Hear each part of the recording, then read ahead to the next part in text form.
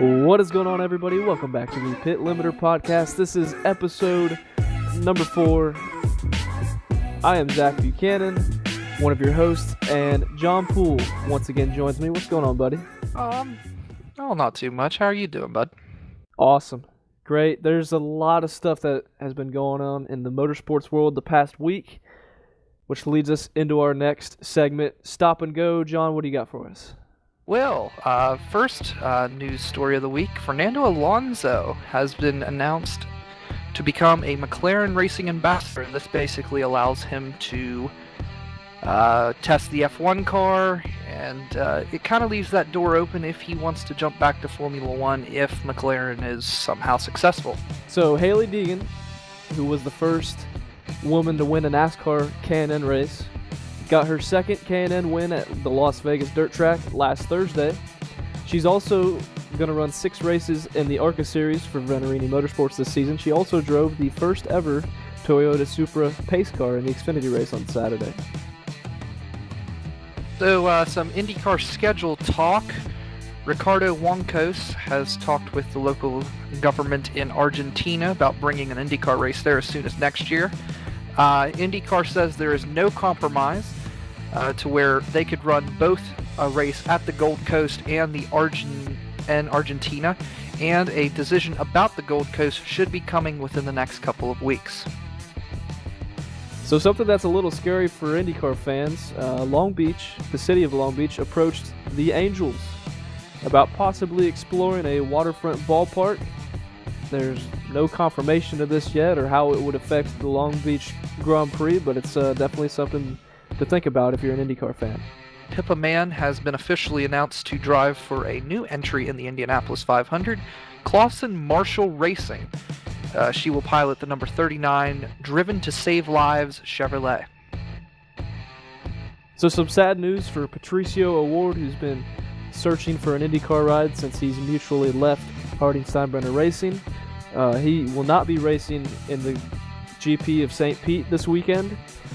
He's still looking for a ride, and he could be back as early as Austin. So some V8 Supercar news. They held their season opener at Adelaide this weekend, and Scotty McLaughlin swept both races for DGR Penske Racing, and that was the first win for Mustang, too, the new Mustang vehicle. So some exciting news for the Indianapolis 500 once again. Dreyer and Reinbold Racing confirms that Sage Karam will once again drive for them in this year's race. No surprise at all, Sage has been with them since 2014. The Indianapolis Motor Speedway announced a new qualifying format for the Indianapolis 500. Instead of a one-day show, looks like they're going on the whole controversy or, big-time show. So Saturday, positions 10 through 30 will be locked in for qualifying, while positions 1 through 9 and 31 through 33 will be locked during a 2-part qualifying session on Sunday. The all-female Meyer-Shank Racing LMP2 entry, which was set to race in this year's 24 Hours of Le Mans, was declined by the ACO and FIA World Endurance Championship. The Mexican Grand Prix, along with the British, Spanish, German, and Italian Grand Prix, could fall off the 2020 schedule, as they have not reached a deal to be a part of the 2020 schedule. A lot of spicy things in the past week in motorsports. So we have a very special guest on this week of the Pit Limiter Podcast. It's our second guest of the series, and I want to welcome him in. He works for Chip Ganassi Racing, 22 years old, from Rochester, New York. Elijah Burke, what is going on, buddy? Hey, what's up, man? Thanks for having me. Yeah, no problem. Thanks for being here. So you're 22 years old, graduate of the college at Brockport State University of New York, or SUNY Brockport. Graduate with a degree of business administration, I understand. Tell us a little bit about your role at Chip Ganassi Racing. Yeah, so the title there is Business Intelligence Coordinator, so it aligns with the degree well. Basically, my job coming in was to be a part of the sales team, help assist with generating leads for sponsorship, finding new sponsors, maintaining old sponsors, current sponsors, all stuff like that. But most recently, I've kind of transitioned over into a digital marketing role. Kind of no planned date for it, just kind of seamlessly shifted over there in the past few weeks and helping out with social media, a little bit of account management, and then the whole 800-pound gorilla that is the NASCAR Heat Pro League that everyone's trying to get their arms around. Me being the only person there who plays the game, that has become my job to inform everyone of what we maybe should do and shouldn't do. And CGR has given me a lot of, not power, but a lot of influence in that area, which is great because I want to help them the best I can. But they give me a great position. I get to do pretty much 6 or 7 different jobs when it all comes down to it, which is great because it doesn't keep me, non-occupied. I'm very busy all the time, so it's good to be busy, especially with a sport that you love so much. Now, your explosion into NASCAR, I say this and I mean it. You first graduated, and I'm sure if people don't recognize the name Elijah Burke, they're probably going to know this video because I'm pretty sure. Correct me if I'm wrong. This was on NASCAR America, or That's at correct. least yeah. I know you've been on NASCAR America several times. They featured some of your stuff. The interview, your college graduation interview. How much did that have an influence in you landing a job at CGR? That was, I want to say it was everything, but it was everything but everything, if you know what I mean. It was the video itself. I never thought would go the distance that it did and get the exposure that it did. It was really just supposed to be one of those tweets of content that I put together for like maybe 100 likes, and I was like, someone will like this. Who cares? Whatever. And that was what helped me get noticed by the man who had hired me, who was our former marketing director. He saw that, and I don't know the exact dialogue that was had at CGR, but he was like, "Hey, we're looking at changing up our marketing department because Chip and the VP John Olgin and Doug Dukert, they all like to think different in terms of approaching racing and have a different perspective on things, which is what makes Chip's whole team unique. That and the fact that he's running it solely on a business with nothing to backfill it. Um, but they looked at that and they're like, hey, this is a kid who has good, unique ideas, and it's a fresh um, approach at NASCAR. And after a few interviews and a few calls and meeting with them, it was a perfect match, I thought, because that's been the team I've rooted for the last 4 or 5 years since Larson came onto the scene, and then also the team that fit everything that I was looking for, job wise, just culture wise. The ideology they have over there is great, but I think at the end of the day, the video wasn't necessarily the selling factor. It was what helped get me out there. But if I just had the video and they clicked on my profile and they're like, oh man, like this guy's tweeting at drivers and saying you suck, and he's tweeting his opinions left and right and unfiltered and curse words and all that, they probably have been like, okay, like good video, but we can't touch this guy or hire him as part of our team. But I had kind of built up a following, if you will, for NASCAR fans and just people from high school that I knew, just on trying to make creative tweets. And I never wanted to tweet anything unless I thought it was good or unique or outside the box or just an approach that I believed in. And instead of just saying, oh, I had salad for dinner today, I'd sit back and like, no, that's not something I'm going to tweet because that's not going to help my career if social media is going to help assist in my career or anything. So I tried to make, unique things, and all that built up to a following that when they saw that tweet, they were like, this is cool, I guess. And they retweeted and favored it and all that, and it blew up. So if I didn't have that following, those people who were engaging with my tweets, that tweet would have never had the traction it did. And I also got to thank NASCAR and NBC and their whole PR and social department, because they really blew that thing up at first on all their platforms. And to this day, they're still like, hey, man, like, great meme. Like, I just saw what you posted. Like, can we reuse that? Yeah, man, go ahead. Like, I'm not going to say no, but it's just, it was a whole group of friends that kind of boosted the video, and then the video helped but the whole overall brand I feel like I've kind of created over the past few years is really, I think, what sold CGR on making me a part of their team. Well, in last year, 2 years, you and Aaron Fisher have gone to a number of NASCAR races, and I think along the way you guys have bumped into Jeff Gluck a few times and kind of become friends with him. I mean, talk a little bit about that, you and Aaron, your guys' friendship and your bond at the track. Yeah, I'm glad you asked because that's my favorite thing to talk about. Honestly, is Aaron has been such a friend to me. I can't even explain it.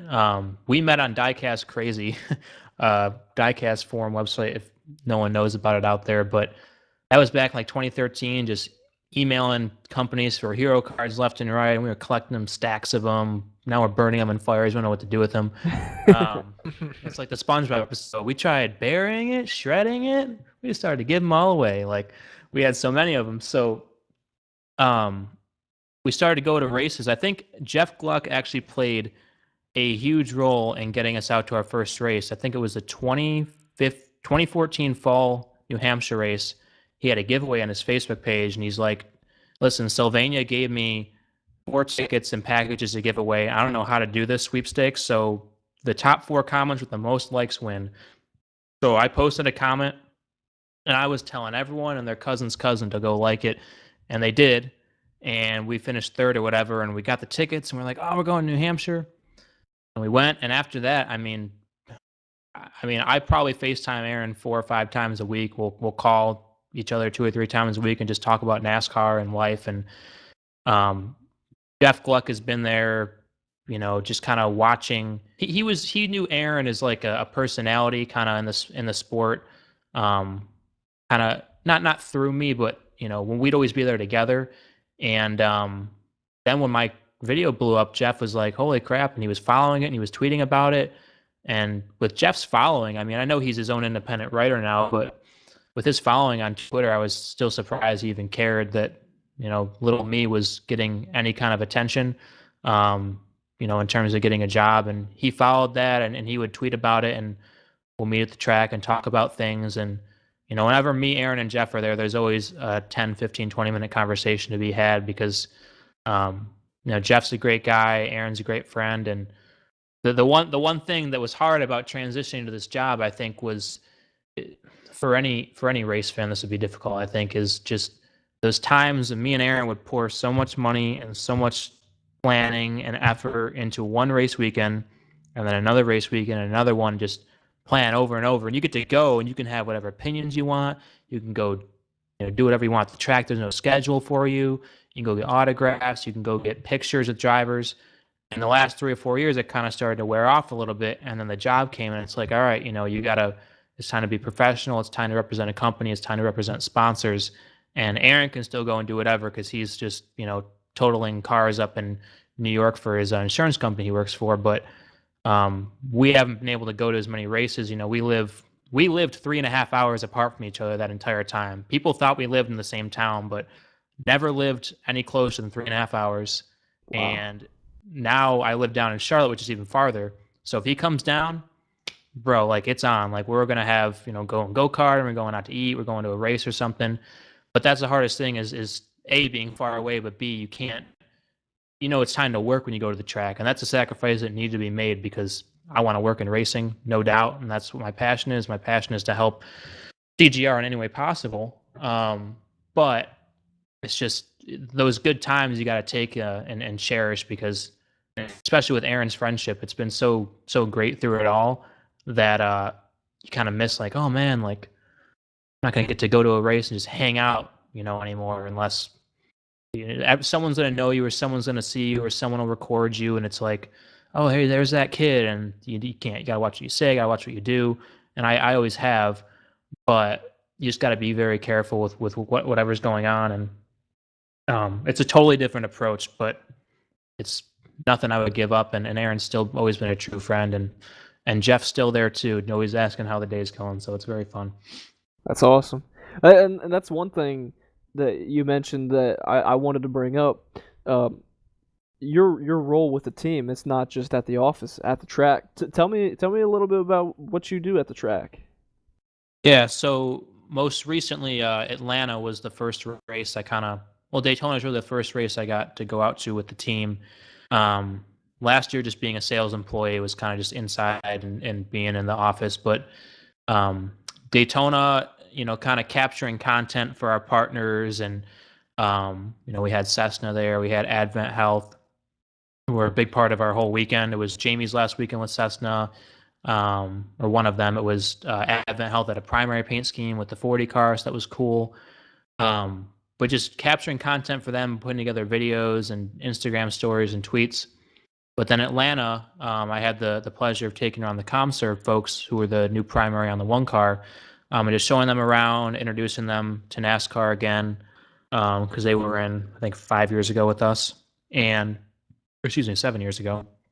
And just anything social media I try to help with, but most importantly, assisting with, hey, a partner needs a drink, or hey, you take these people around and show them the track, or just introducing things in a new way. Because I feel when you build a relationship with a partner, you got to build it on a business level, but the emotional level is huge. If these are people we care about and people we work well together with. And we always call them partners and not sponsors, because sponsors, that sounds like they're just giving us money for a sponsorship, and it's really not. It's a partnership. It's mutually beneficial to both parties here. And being able to take them around and show them, what's going on in the race, and just tell them about NASCAR and answer their questions, because a lot of people coming from these groups are employees who they haven't been to a race before. They haven't seen NASCAR more than just passing, by a channel on TV. And this is a chance to make the first impression of what they're going to feel about our team, our drivers, the sport in general, all of our personnel. So trying to make a good impression as well. And we always do a good job of that at CGR. But as I go into Phoenix this weekend, I'll be assisting a little bit in the draft we're going to have on Sunday morning, in the victory lane, apparently. So that it changes really every week, but mostly social, and then a little bit of account management, PR. I have a question for you. Now, you said you worked in the sales side of things. Now, would you say, now I've seen this shift personally as somebody with a business background. Would you say that the sport is moving towards more of a business-to-business sponsorship model compared to a business-to-consumer model? Yes, 110%. There really aren't any sponsors coming in just to be on a car for brand awareness. And the business-to-consumer model is mostly centered around brand awareness. It's, I'm going to put Coca-Cola on my car, Coca-Cola Orange, and I will plaster you with, ads through geofencing, or also digital media buy on TV as well, just to drive the message home that you should go out and try this. And then they'll sell it in 12 packs, so you have to buy it in a 12 pack instead of just a little $1.98 bottle or something. So you got to spend money and they get the revenue. It's not that anymore, and it is a little bit in a certain way that you still do see sponsors come in, but it's always something on like a C-level team, not to put down any other teams, which is an underfunded team maybe, where the sponsorship cost can be less. For us, it's McDonald's does a great job with B2C, and this is just racing is one of their very focused on markets, especially because they've been in it for so long. But yeah, like PNC Bank and Credit One and Cessna. I mean, Cessna uses our platform as a way to bring their reps to the track, because they're not selling dollar hamburgers like McDonald's. They're selling $2 million jet planes. So they got to talk to the people that are in our industry who are going to buy planes, and it is a target-rich industry for that when you have a lot of wealthy folks. But it's crazy how you can see dollar hamburgers being sold on the same platform as $2 million jets, and that's both at our team. You have Monster Energy, who sells B2C, but then you have other sponsors and at other teams who are strictly just B2B, B2B, B2B, and that is what makes things go around. Because if you can put any kind of B2B together, even with a company that's a front-facing brand, I mean, you're set. That's even better for the B2C companies, like the consumer products. If you can put a B2B with that, you're golden because they're going to get brand awareness and they're going to get extra dough on the back end, which is great. But a lot of people don't realize in racing that, a sponsor is not on a car really anymore just to be on a car. And like ComServe, for instance, ComServe got a lot out of being on that car, and that brand awareness is great. But their main goal at the end of the day is to sell, military grade security systems. And the person watching at home is not going to buy that unless they're a business owner. And we have to find a way to make it worth while for them on the back end, and that's important for us, and that's what we do and we capitalize on. But you're 100% correct in it being more B2C, or excuse me, B2B than B2C now. Now you alluded to it earlier, talking about the esports, how NASCAR is involved with esports, how CGR is involved with the esports league. You guys were you and Aaron, that is, did something on Twitch where you'd stream NASCAR Heat 3 and have on guests. You guys would do giveaways. I mean, talk about that a little bit. Yeah, for sure. I guess me and Aaron would kind of fool around on Xbox for 3 or 4 hours every weekday night and just try to beat each other in NASCAR Heat. And eventually, my boss saw NASCAR was maybe getting into esports a little bit. He's like, "Hey, you guys should just go stream and see what you can make out of it." And it end up becoming a weekly thing. The date would shift a little bit, but we did, I think, about 13 weeks of it, maybe not all of them. Just kind of putting together a giveaway to incentivize people to promote it on Twitter, or retweet, add us or watch in general. And then when we have the stream on, we'd, be as entertaining as possible. We'd open it up on Xbox to anyone who wanted to play against us. I think we had about 10 or 12 regulars playing with us every night that we would be on after, after 2 or 3 weeks or 4 or 5 weeks. So that was good. And that's kind of where we were opened to some of the people you see in the top 50 for the NASCAR Heat Pro League that could be drafted this Sunday. And really just making CGR, getting them ahead of the curve, because that's their idea. That's not mine. I'm just an employee really, but getting them ahead of the curve in terms of esports, which is new for NASCAR all around. iRacing League, Peak Antifreeze iRacing Leagues existed, the iRacing Ignite Series and all that, but NASCAR Heat and NASCAR and their league they're forming is brand new, and this is the first time we're gonna have a Madden or a 2K. It's a console friendly, user friendly, much cheaper than iRacing experience. It might not be the game that everyone wants it to be right now, but what we're trying to do with it is just make our name known, and getting the first round draft pick and being able to put on these consistent Twitch streams, and until the past couple weeks when things have gotten very busy preparing for the draft, I think it's just a good way to show that we're trying and we're different and we're just taking a new approach to things, and trying to get all the value for our partners out of any way possible, because that's what it's all about at the end of the day. Now, you guys mentioned that you're doing the NASCAR Heat Pro Series League. Now, I know some teams, such as the Wood Brothers and JRM, have jumped on the iRacing side. Has Chip Ganassi Racing looked at possibly adding an esports team in iRacing in the future? We haven't. It hasn't come up in discussion, only because I think the only thing that's come to the forefront with these teams has been the NASCAR Heat Pro League right now. I personally think it'd be great to see CGR in iRacing as well, especially because one of the things we pride ourselves on is racing in 4 different series. At one time, I think we had 8 different series we were racing in. It was 7 back when we had GRC and everything, and Xfinity and WEC and IMSA. It's if we're gonna race in a bunch of different series, I feel like it'd be awesome to have us in iRacing as well. But the only problem is it requires probably another set of people, going through a process to find people that are drivers, keeping up with it on social. It's a lot to put together. The NASCAR Heat Pro League itself has been a lot for us to wrap our arms around. I mean, we're the biggest small team, and that's not just to be said in terms of maybe the size of our building or the personnel on the shop floor, but also the personnel in the business department. Chip believes in hiring the best people and letting them do their job. Um, but we also have to be very cost efficient and make sure we're hiring not too many people. So we have, what we need to do what we have to do right now, but taking out one of those leagues, just going to make sure it makes sense for us to do it.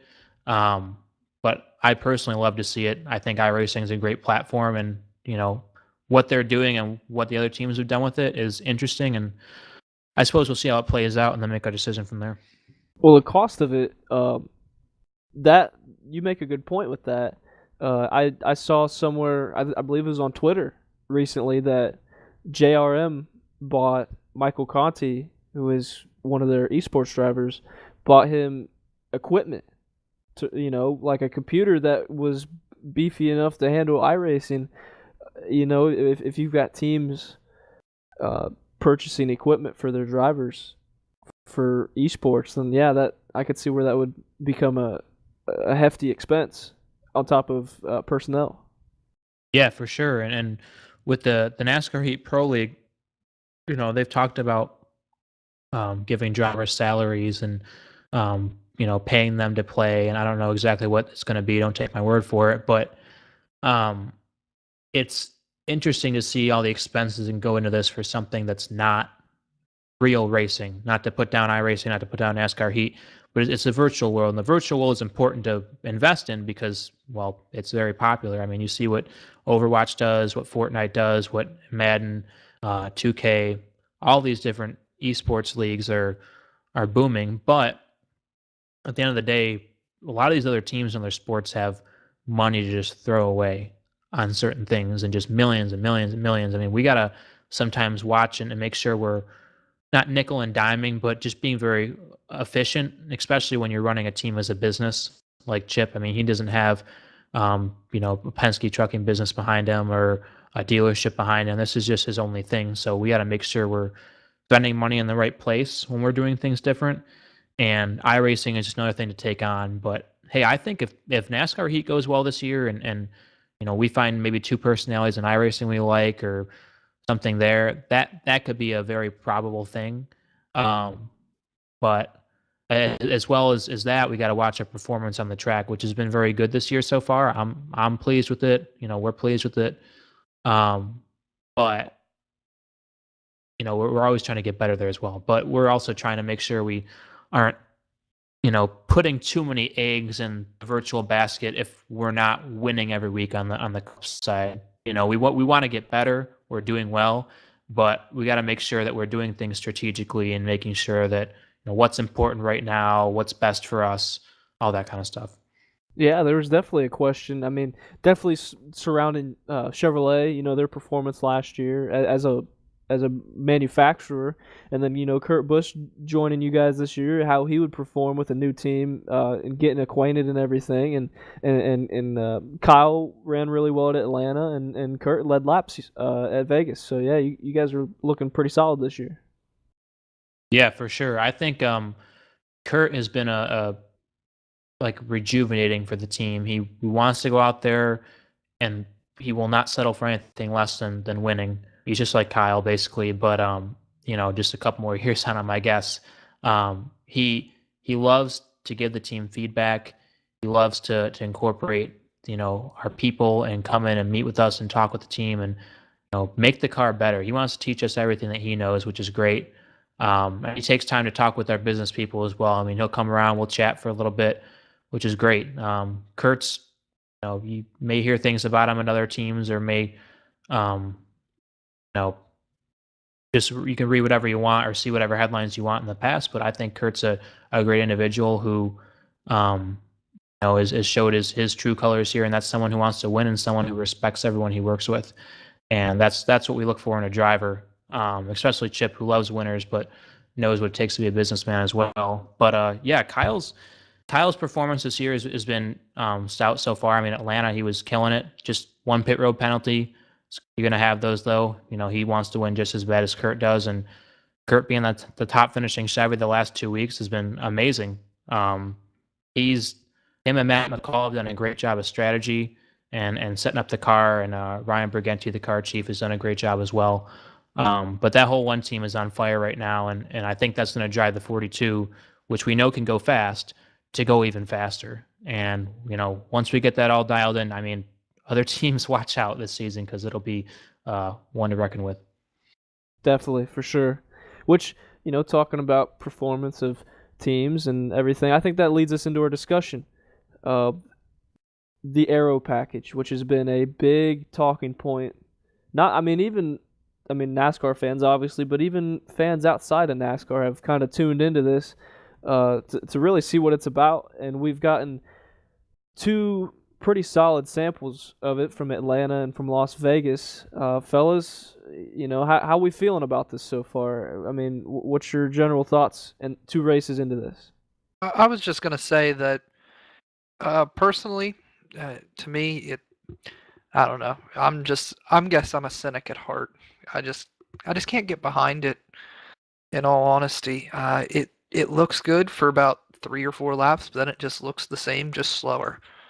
So to me, it just seems like a band-aid to a bigger problem, which is the Gen 6 and how aerodependent it is, and how all this underneath development that we don't know about, and it's just, I don't know, it's a band-aid to that problem and just the track variety that we have. I mean, if those 2 things were to be fixed, we'd be golden. We don't need to worry about some gimmicky package that they ran one race with and then thought was the savior for the sport. Elijah, how do you feel about the new aero package? Well, I gotta disagree with you in some sense, and I don't think it looks the same after 3 or 4 laps. Just watching some of Christian Espinosa's videos on Twitter, he did some comparison of this year and last year. Yeah, the first few laps are amazing. I mean, I'm edge in my seat stuff. I know they're going slower. I know they're wide open. I know it's not as easy to wreck, but just watching them, Joey and Kyle, I think it was probably 40, 50 laps into a run in stage 2, going back and forth, just swapping the lead over and over. And the difference between the leaders, at some points, they're 4 seconds ahead. At some points, they're 3 seconds ahead. But it was close racing, and when you get in traffic, I think it'd be frustrating to me as a driver to not have to lift and to have to mash it down. But as a fan, I felt that the racing was different, and the amount of passing obviously was up. It's got to be worked on still. I think it's still a Band-Aid to the Gen 7. I keep remembering that, but we just need, from an entertainment standpoint, more wrecks, honestly. And you're going to have people rubbing fenders. You're going to have the Stenhouse, Jones stuff we saw, but there's got to be some kind of highlight worthy thing, which is wrecks, and that's what gets people talking, what gets people tweeting. But I like it, and for a racing product, for something with no wrecks, which was Vegas, I thought it was exciting. And I'm not going to make up my mind 100% yet because we're still on race 3 of the year and race 1 of that whole package. But I think the Auto Club will be beyond amazing for restarts. And then, with those long straightaways, who knows what's going to happen during the actual race? That could be, an IndyCar hybrid of that. So I'm not 100% sold on it, but I like it like 85, 90% of the way. As I try to wrap my mind around this whole package and just watching it and considering it and seeing the stats and just, the visuals, what's eye appealing about it, what's not, it makes me think back to what Ryan Vargas said last week on our show. He said, it's better than what we had last year, but it's not the fix. It's an improvement. And I think, there's definitely something we could learn from this. Obviously, still early in the going. I like close racing. I really do. I like when cars are able to run side by side. I like when cars are able to pass. We had 1,000 more on-track passes this year than what we did last year. We had, I believe, was it 47 lead changes on track versus 9 last year? Yeah, which is huge. positive. And when you look at, a race being spread out, we had 2 stage yellows. That's it. Other than that, it was completely clean. you're going to be spread out at the end of the race, regardless of what the package is. Whether you're running a truck race, an Xfinity race, a Cup race, whether you're running last year's Aero package, this year's Aero package, the COT, the Generation 4. If you have a race that basically goes green the whole race, you're going to be spread out. So and the best car is going to win. The best car is going to win. The strongest car, regardless of the package, is going to be able to pull away. And the biggest argument that I have for an Aero package, in favor of an Aero package, is when you have a guy win by 4, 5, 6, 7 seconds, you can't always put that on the package because, I mean, it's racing. There's teams that hit the nail on the head and everybody else doesn't necessarily do that, and far and away they're the better car and they go out and win the race by, however much. And sometimes you just got to take it for whatever it is. I mean, we can't handicap these drivers any more than what we already are. If you're looking at it from that sense, if you're wanting, closer racing for the lead, for the win, at the end of races, I mean, it was a green race pretty much the whole way, and Joey Logano got it done. Yeah, and I think that was the fact that it was a green race, and some racing tickles some people's pickles more than it does mine, and vice versa. But this race in general, for being caution free, there really wasn't a chance where I looked away and I was like, I'm bored, I gotta look at my phone. I mean, I was looking up and Fox was having a tough time, catching up and keeping up with all the action on TV. And that was good. You saw less onboard shots, you saw more just switching the camera goes consistently because there was so much battle all around the track. That the less onboards to me show that there was more there's more action, more side by side to be had, and just again the battle of Joey and Kyle, the restarts when Kurt's holding people off or trying to go door to door with Logano. I mean, you wouldn't see that last year, them door to door. And I get that some people can sit back and think and be like, man, they're only side by side because NASCAR is making them side by side. But to me, I mean, NASCAR has changed the rules ever since the series started in 1948. Ever since then, NASCAR has changed rules. It's just another step to get them closer. It's just one of the biggest steps they've taken for parity. And we're just going to keep having those no matter how many years go on because people want close racing and racing that produces wrecks. And we have the close racing, but we need some fender benders. And I think by the end of this year, we're going to have probably 5 or 6 rivalries that are just, people running each other because they're running each other. Because you're going to have more people passing, more people is more chances to run into people and more chances to stir up some, negative thoughts about the other person because they ran into you or whatever. So I think from an entertainment standpoint, great. And also from a business standpoint, great. We're not tearing up as much cars right now. Right. Yeah, exactly. There's more work to be done for sure. Yeah, and that's a good point, and as we're this early into the season, I think by the end of the year, you said we're going to have those rivalries. I think by the playoffs, everybody's going to have this package pretty well figured out, and we're going to see that insane, 3-4 wide battles for the lead, people running into each other, putting each other in the wall, when you've got an advancement to the next round on the line. I mean, you think of the Roval, which I know you were there for that, Elijah. You think of the Roval, what happened at the Roval last year. Jimmy Johnson going for the win on Truex, spinning, essentially knocked him out of the playoffs the next round. I mean, obviously it was a road course, but imagine something like that on an oval. Yeah. This opens a whole can of worms for what we could see in the playoffs, which the playoffs has a lot of intermediates in it.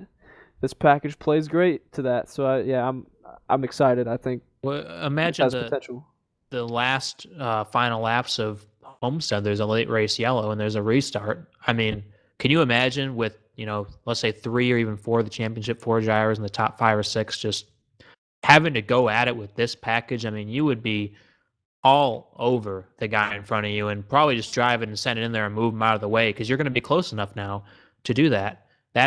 Those are the moments where you're going to be like, man, this package is cool. But there are also going to be moments where you're like, man, this package is not as cool as I thought it was going to be. But with every package, with low downforce coming in, like it was good racing and then the teams caught back up. With this package, it's going to be racing sometimes and it'll be great racing sometimes. You can't have side-by-side 16 wide 43 cars in the fence every single week. That's not racing. That's just That's a movie. Lunacy. Like Yeah, like the exactly. finish to the 500. The 500 itself was great. Wadding up 3/4 of the field, that's not so great.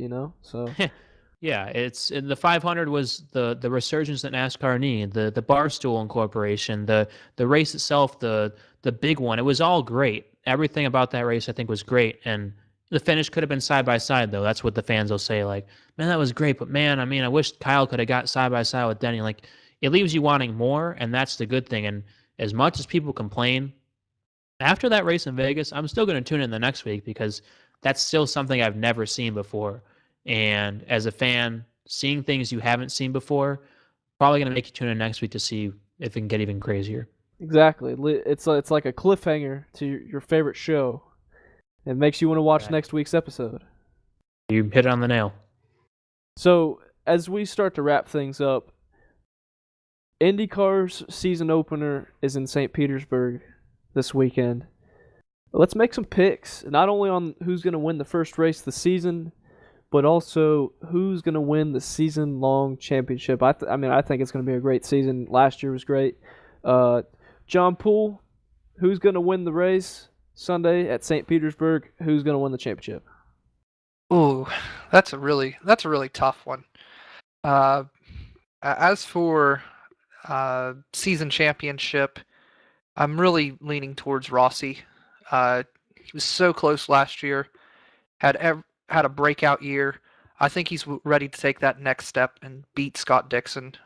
Sorry, Chip Ganassi, but sorry about that. But he's gonna beat Scott Dixon in the championship. As for the season opener, I'm gonna go with an off the wall pick, but I'm gonna go with Colton Herta from Harding Steinbrenner Racing, winning the season opener. That's an interesting pick. All right, Elijah, you're a big NASCAR fan, obviously. Watch any IndyCar? Who do you think is going to win this weekend at St. Petersburg?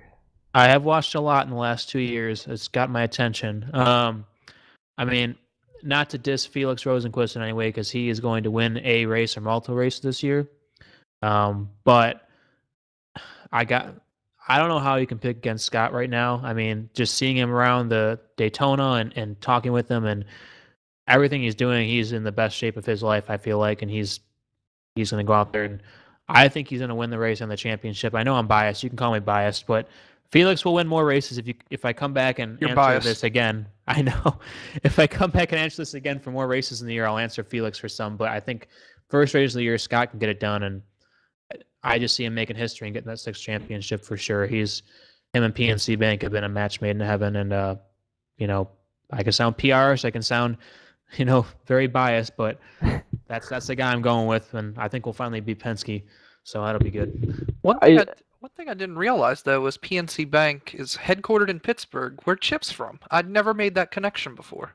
Yes, he went to high school with it might be their CEO or it's someone very, very high up. I think it's their CEO or president, but he went to high school with them. And most of Chip's connections are people he grew up with, which just makes you realize, don't ever treat the janitor any different than you treat the CEO because you never know who's going to end up where and who you're talking to. And everyone's a person as well. So he's very good friends with them. That's incredible. Words to Live by Elijah Burke. Yes, thank you. So I figured I'd better throw my 2 cents in there and who I think's gonna succeed this year in IndyCar. Obviously, a little biased towards Penske. It's not like I grew up as a Penske fan or anything. I'm actually not going to pick a Penske driver for the season-long championship. I think it's an Andretti driver, but I don't think it's going to be Alexander Rossi. I've personally got Ryan Hunter-Reay winning the season-long championship, and I know that sounds crazy. That sounds off the wall, considering the last couple years. But Ryan Hunter-Reay had a breakout season last year, considering, the trouble they had with the Honda Aero kit, the previous years, just his lack of performance. Ever since he won the 500, I think he won a couple races in 2015. Since then, not much. Won 2 races last year, and one of those guys that's like, all right, he's getting there. I think Rossi hit his. I don't say he hit his peak last year, but when you go that far and you come that close and you do so much in a season and then you lose, it's hard to rebound from that. So I have a hard time believing that it'll be Rossi winning it this year. Obviously, I think he's definitely going to be an IndyCar champion at some point. I just don't see him doing it this year. As for the winner of the race, I have a hard time making a pick. Actually, I haven't really even thought of a pick yet, to be honest. You know Scott what? Dixon. I thought about that because Scott Dixon hasn't won the season opener, and has he ever won the season opener? He's never won at St. Pete before. He's I was finished gonna say. second 4 times. Yeah, I was gonna say, you know what? He's never done it. That means he's probably bound to do it. I'm gonna pick Scott Dixon to win at St. Petersburg on Sunday. Also, just to make Elijah happy, you know. I appreciate you having me You on darn the show, biased people. and you picked it. I know. You're now hired as a member of CGR, unpaid Hey, I'll take it. intern. Here we are. Awesome. So, as we wrap things up here, Elijah, tell everybody where they can find you on social media. Yeah, if you want to have the pleasure, I guess you could call it, my mom would say, of following me, Instagram at Elijah Whosoever, like the word whosoever, and on Twitter is the same thing, at Elijah Whosoever. I'm on Facebook, Elijah Burke, and YouTube as Elijah Burke as well. I don't tweet too much unless it's race day, but when I tweet, I try to make it good. So hopefully I'll spruce up your timeline or just clutter it with a bunch of things. All right, John Poole, where can we find you on social media? But where can you find me on social media? Right now, you can find me on Facebook at John Poole III. You can also find me on Twitter at JSPoole III. Other than that, you can't find me. It's in the shadows.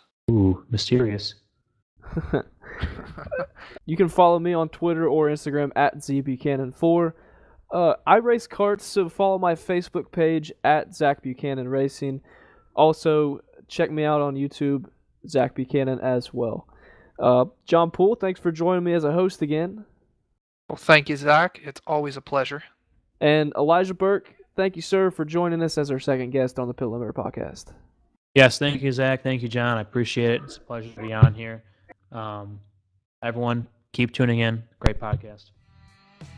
Awesome. And make sure you guys like us on Facebook at the Pit Limiter Podcast. Follow us on Twitter at the Pit Limiter. And if you're not already listening to us on various podcast platforms, check us out on YouTube as well. We also upload our episodes to YouTube, so check that out. It's been a great one, fellas. Next week, it's episode number 5 of the PLP. Thank you, everybody, for tuning in. We'll catch you next time.